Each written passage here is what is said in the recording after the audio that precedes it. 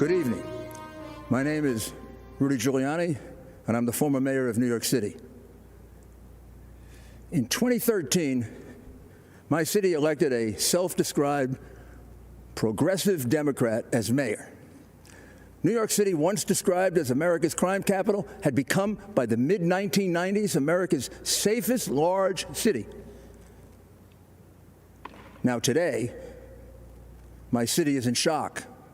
Murders, shootings, and violent crime are increasing at percentages unheard of in the past.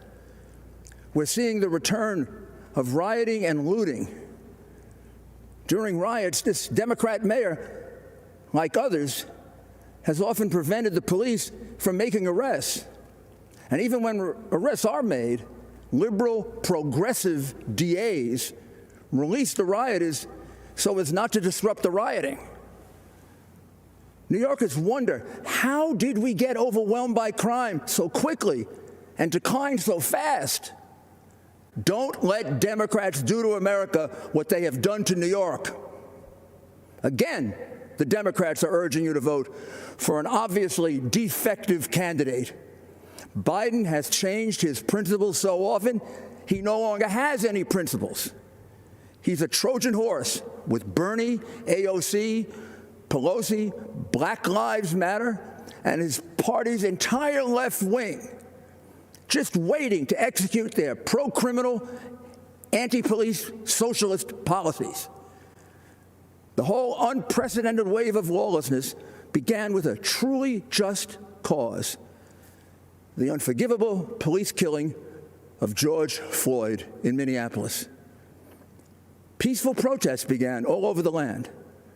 The condemnation of the killing was universal, from President Trump to Democrat leaders. It seemed, for a few brief shining moments, Democrat and Republican leaders would come together with a unified proposal to reduce police misconduct. This possibility was very dangerous to the left. They had a president to beat and a country to destroy.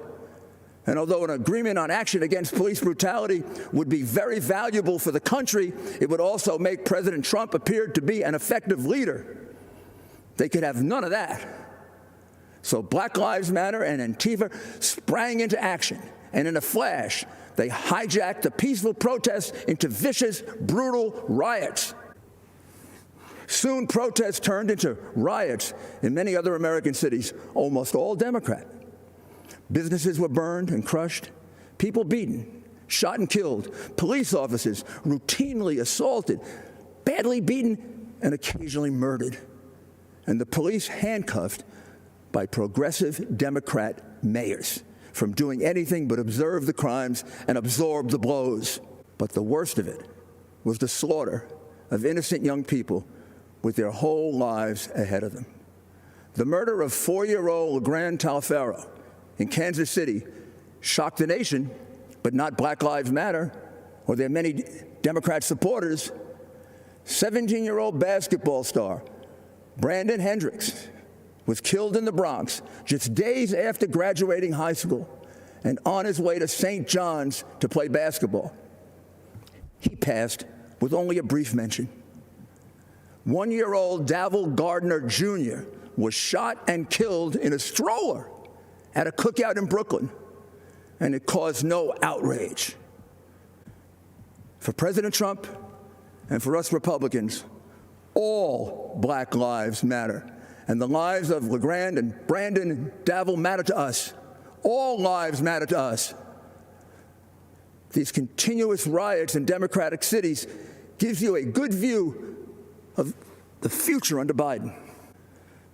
All 5 of the top cities for homicides, like the top cities for rioting and looting, are governed by progressive Democrats, using the progressive Democrat approach to crime, which is to do nothing substantive to reduce it, to release prisoners, as many and as soon as possible, and to go to war with the police, the only group with the capability to protect your citizens.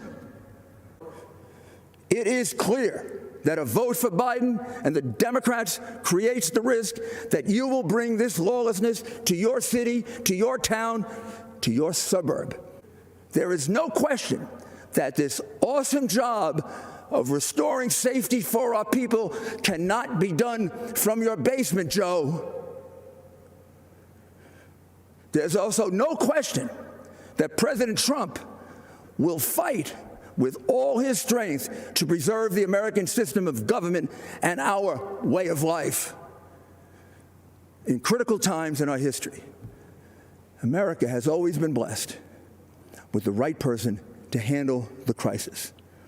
Washington, Lincoln, Roosevelt, Reagan were perfect for the challenges they faced and brought our nation through gloriously.